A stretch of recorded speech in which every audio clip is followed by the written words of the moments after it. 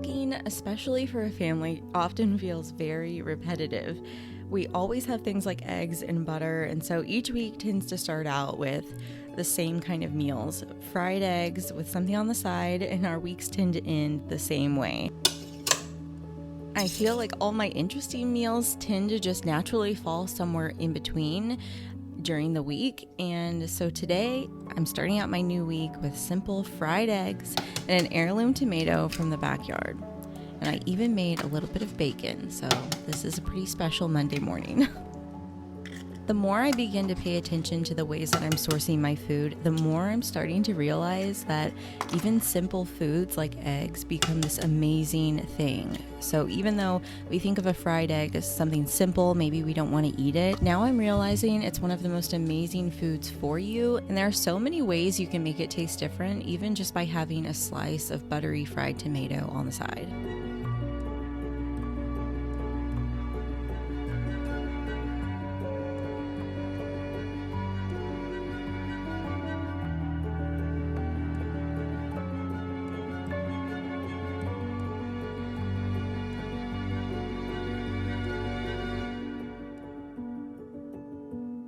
My dishwasher is running below me, so you can probably hear that. But tonight I'm going to be making some zucchini and sausage boats. So I've got my zucchini that I got at the farmer's market, and I'm going to take these and scoop out the inside and saute that with a little bit of my pork sausage.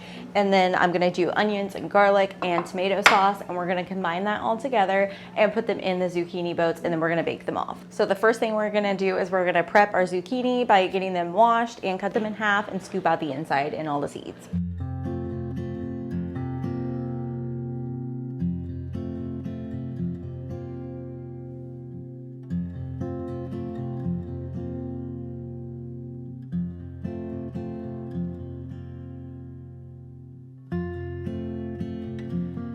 Cooking for me tends to feel less complicated when I'm cooking seasonally. Instead of trying to think of a million recipes under the sun, which can feel really overwhelming, and having to sit down and make these big meal plans with 50 different ingredients I'm going to have to purchase from the store, I prefer to just go to my farmer's market or my farm stands or my own backyard where I'm growing food and think of a simple way to prepare it, because it's so fresh and so in season that it tastes so good anyway that you don't have to do that much to it. So today is a prime example of that. I'm using these beautiful zucchini that are in season right now, and I'm just taking that and I'm using that with a little bit of local beef and adding a nice jar of tomato sauce from the store. And this ends up turning into the most amazing meal that we want to have on a weekly basis.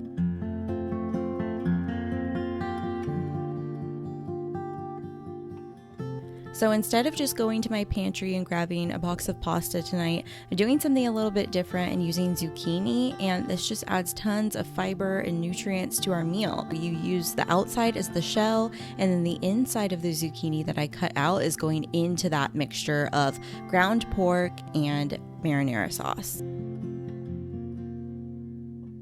So on some of the squash, I ended up using my knife to scrape out some of the insides. I'd cut like an incision, and then I would take my spoon and kind of scoop out all the flesh of the zucchini here. So I did that on those, and then all the flesh that I have left over from the zucchini, we're not going to waste that. We're going to chop it up along with our onion and our garlic, and we're going to make that part of the filling along with that pork sausage. So in the sausage filling, there's even more zucchini, and then we're going to restuff them. So I'm going to go ahead and chop this all up, and then we're going to get this in a skillet.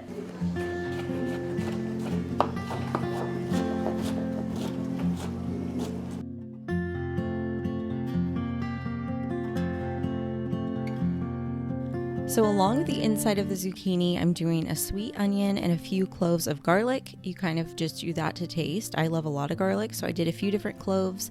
And then I'm just going to take a little bit of olive oil in my skillet and pop in that pork sausage and break that up until it's nice and finely ground. You could also leave it chunkier too, but I like the way that breaking it up until it's very small fits into the zucchini boats. So I'm going to brown my pork first, and then I'm going to add in my vegetables and let that all cook together until everything is nice and soft and my onion is translucent. You'll also want to give it a good pinch of salt and some fresh pepper as well, but you could also do some other seasonings like Italian seasoning or just oregano or anything else like that that you would put in an Italian dish. You could do that here, but we're a fan of just simple salt and pepper.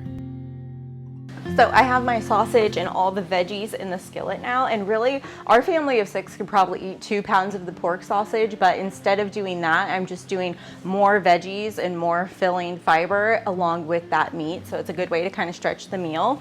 And so I'm gonna go ahead and get this cooking down and nice and soft and have that come together. And now is when I'm gonna go ahead and preheat my little oven. And the reason I like to use this oven so much is because, one, it's super easy and I can cook things on multiple levels, but I also like it, especially in the summer, because it doesn't heat up my house the same way this big oven does. So I'm gonna use that today and pretty much every day. I use that all the time. I rarely even use my real oven anymore because it's so good. I'm gonna leave a link down below if you're interested in one of those. I highly recommend them.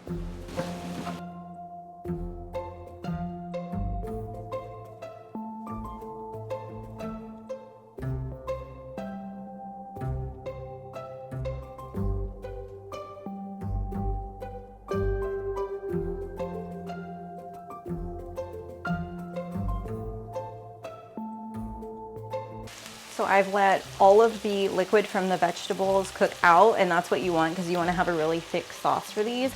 And now I'm going to go ahead and add in 1 jar of marinara.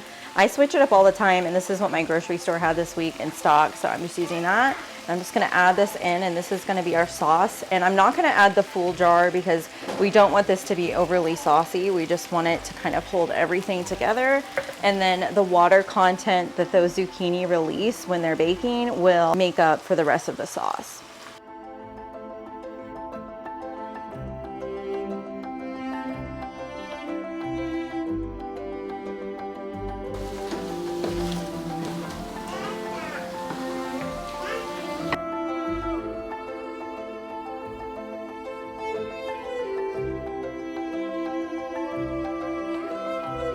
I know a lot of people out there feel like cooking from scratch is a really difficult thing to do, but I wanted to show you guys this recipe that I would normally think is just so simple that I don't even want to share it, but a lot of people feel like it's overwhelming to cook from scratch. And so this is a prime example of a recipe that only takes about 4 or 5 ingredients, and it's not very labor intensive. You just scrape out the middle, and then basically it's the same as making spaghetti. So I'm just putting the sauce and the filling into the zucchini boats, and then I'm going to top it with a little bit of grated cheese, and I'm just using a sharp white cheddar cheese. You could also use like a mozzarella or something like that, but I love the sharpness and the tanginess of just the sharp white cheddar.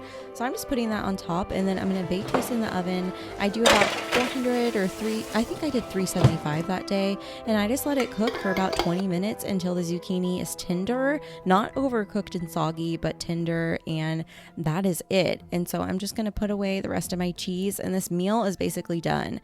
At the end, I do like to top it with just a little bit of fresh basil just because I have it growing, and that's it. After I bought my food the other day at the farmer's market, I only put that 1 pound of pork sausage in the fridge in my container. So I'm gonna go ahead and get in the freezer and pull out some more meat for the rest of the week. And the handle broke off of my freezer.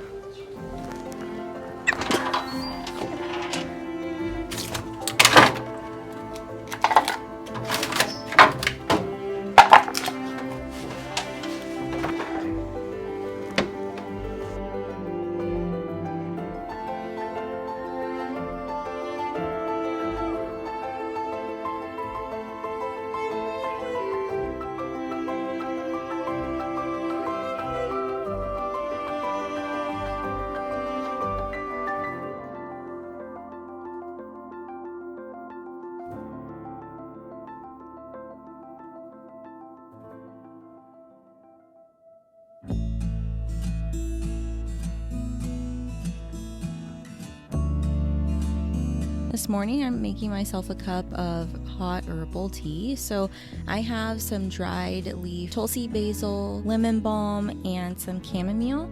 And I'm just going to steep these in my French press with a little bit of hot water. And I love using these herbs. They're very relaxing and they'll de-stress you and just make you really calm. And it's a great way to start the day.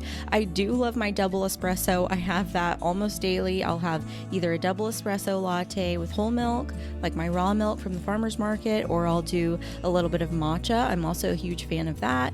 Or I'll do something like this on days where I just want it to be really calming and relaxing. So that's what I'm doing this morning. And then I'm going to get into making some scones. And these are just going to be really simple vanilla scones, and you can throw them together the morning of really quickly. I like to do it in the food processor. So we're just having scones and tea this morning. And if you're interested in where I get my herbs, I'll leave a link down below. I'm not affiliated with them or anything, but you can check them out. They're a great little family-owned farm that's organic in Vermont. And so I love businesses like this. They've been in business for 200 years and they sell amazing products, so I can definitely speak to them. So check out that link down below if you're interested.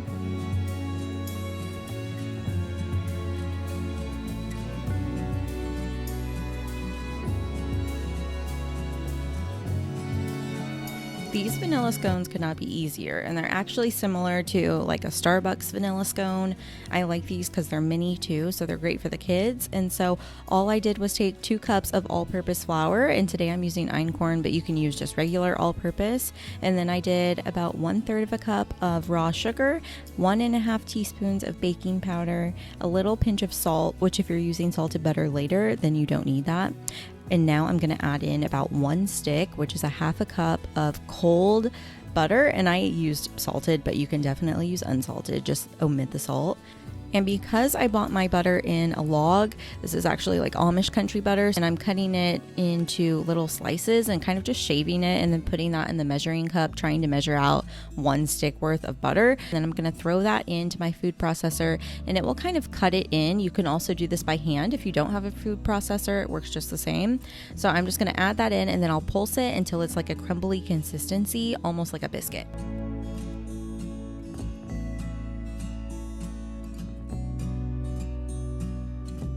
After that, you're going to want to add in about 1/2 cup of cold heavy cream, or even 1/2 and 1/2, and you're just going to add that in and pulse it together until it's moist enough that it comes together like a dough.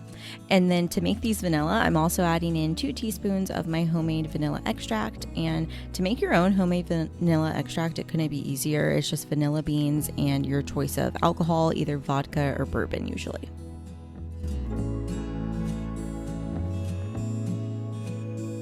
So next, you're just going to want to make sure that it comes together in a little dough ball, and then I'm going to flatten it out into a round disc. And I just like to use my hands for this. You don't want to use a rolling pin because you don't want to compact it too much. You still want these to be kind of like light and airy biscuit-like texture. So since these are mini scones, I'm separating it into 2 different discs and just flattening out with my hand until they're about 1 inch thick.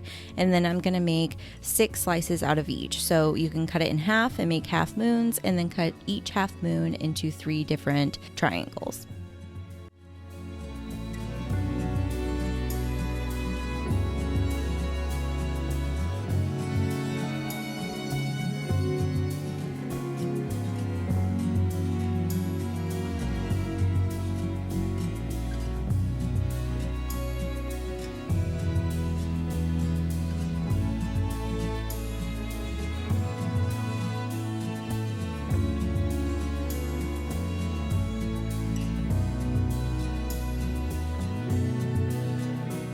Whenever I'm making these videos, my 4 kids are always home with me, and hence why I like to do the voiceovers, because there's usually a lot of noise going on behind the scenes and they're usually around my feet, but for their privacy I try to keep them off camera when I can.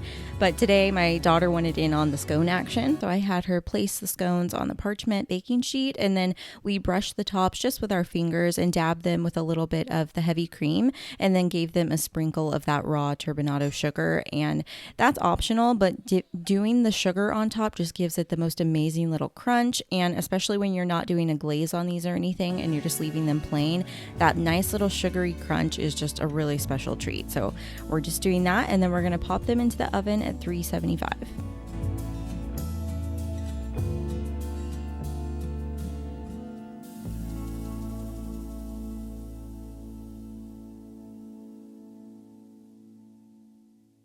So tonight for dinner, we're going to do our pork chops and my cabbage salad. And this time I'm going to do it with a red cabbage, and I'm going to do it just a little bit different because I've been loving this salad that has like micro grated garlic in it. And so I'm going to do that in my salad dressing along with, sorry, my husband's turning on the drip right now for the garden.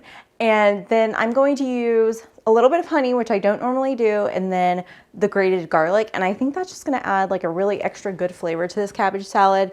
So this is a really simple dinner, but I'm gonna throw these pork chops on the grill tonight actually and do a little bit of grilled meat along with the cabbage salad and just keep it really light and fresh. It's a hot day, it's like 90 degrees at least. So we just want something simple, and I don't really wanna have to cook inside today and heat up the house. So doing it on the grill I think is gonna be perfect. So really quickly, let me just show you the ingredients that I'm using tonight. So I've got my pork chops that I picked up at the farmer's market, just 2 of them, and these are boneless, skinless, or they're always skinless. Why do I always say that? Pork chops are always skinless. So these are boneless pork chops, but I love their bone in. Those are really good too. But for grilling, it's also really easy just to do boneless. And then I'm gonna put a little bit of Worcestershire, I don't know. How do you say it? Comment down below and let me know how you say this, because I always feel like I'm going to say it wrong. But I'm going to use a little bit of this on the pork chops and then just like a simple house seasoning on them. So like paprika, salt, pepper, garlic, maybe some onion powder too. And then we've got garlic going in for the red cabbage salad along with apple cider vinegar. I'm going to do olive oil too, which I forgot. Honey, some dried oregano, and a little bit of paprika. And then I forgot to grab one, but I think I'm also going to use a sweet onion too and thinly slice that and then toss that all together. And I kind of like to let it marinate for a little while in that vinaigrette so it kind of softens and breaks down and is more like not really a coleslaw. It's not quite as like broken down as that, but just softer so that we can digest the cabbage better.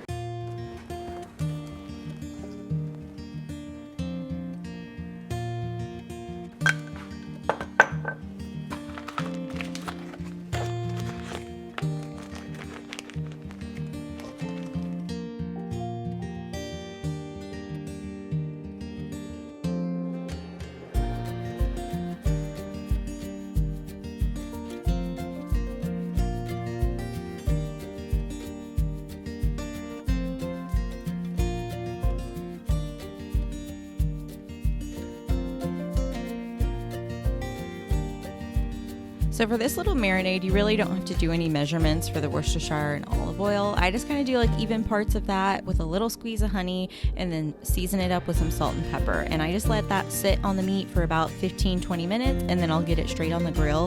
And the flavor each time is just really good. It just brings out the natural flavor in whatever meat you're using it on.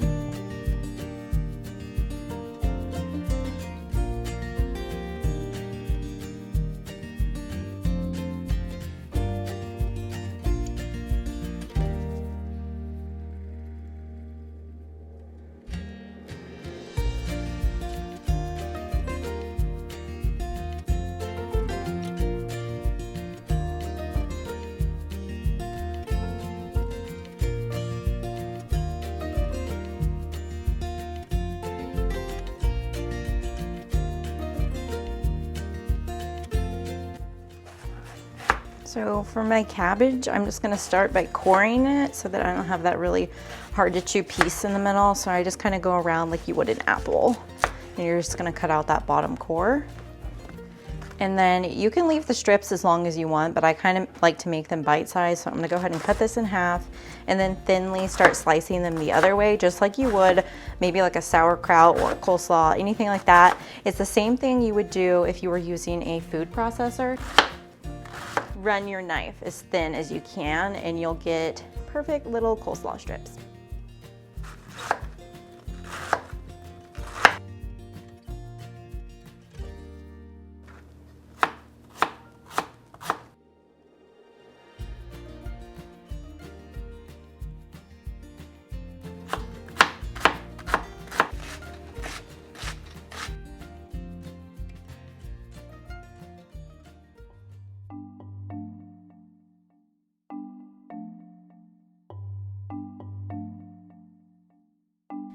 Again, you guys will learn that I don't like to use measurements very often, so a drizzle of avocado oil, a splash of apple cider vinegar, and then a squeeze of raw honey. You just kind of do it to taste. I just like to do just a little bit to knock off some of the bitterness of a green or a vegetable.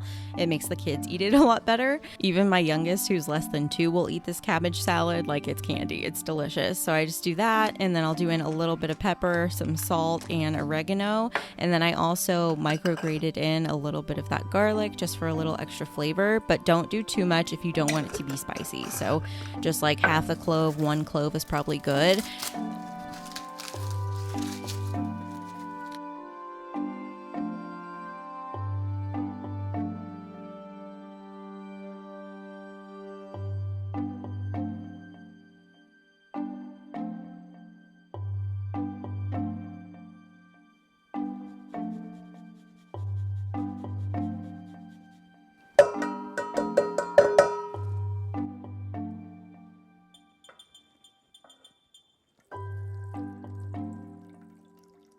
Depending on which apple cider vinegar you like to use, I like to use the Fairchild's, and it's not diluted, so I'll just add in a little bit of water from my Berkey just to help dilute it and make it not as strong and potent.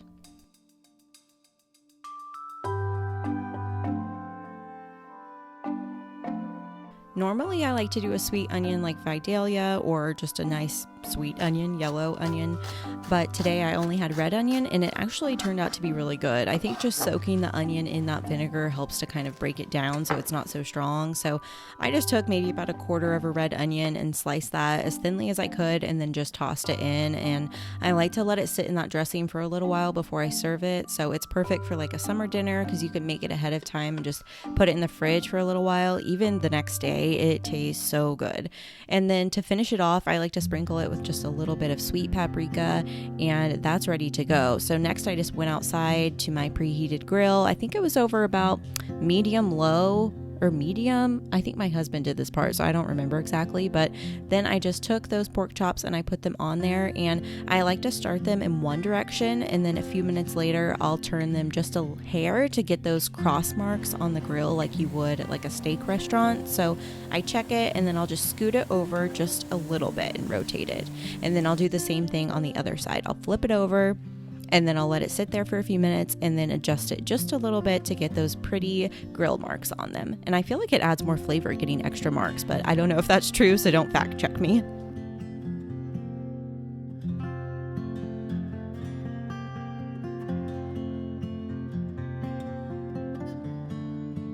This was completely impromptu, but I thought about just picking some of the herbs from my garden, my little herb garden here. I just have some dill and some basil and a little bit of parsley that's starting to grow in. We started it from seed, and I'm just going to chop that up and add it to some of my butter and mix it up. And then once these pork chops come right off the grill, I'm just going to top it with that herb butter. And let me tell you, this is one of the best pork chops I've ever had. I love this herb butter. It sounds like the weirdest combination of herbs, but let me tell you, the flavor was there. It was so good. So try it out if you need to use up some herbs.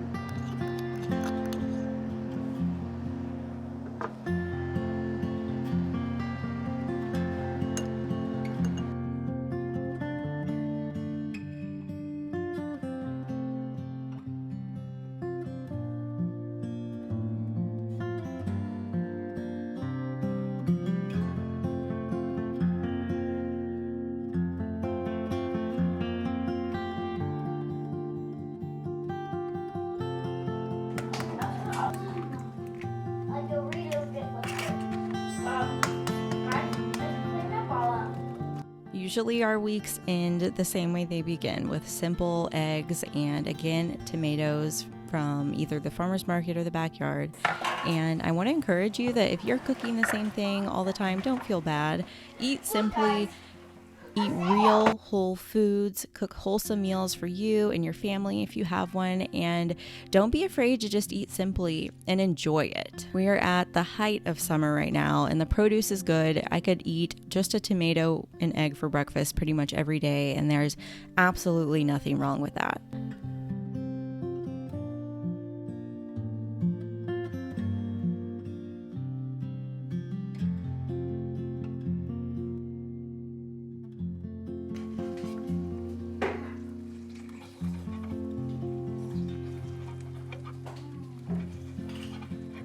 Thank you so much for joining me in these days in my kitchen. And if you're looking for any links, you can check down below and let me know what kind of meals you're cooking this week.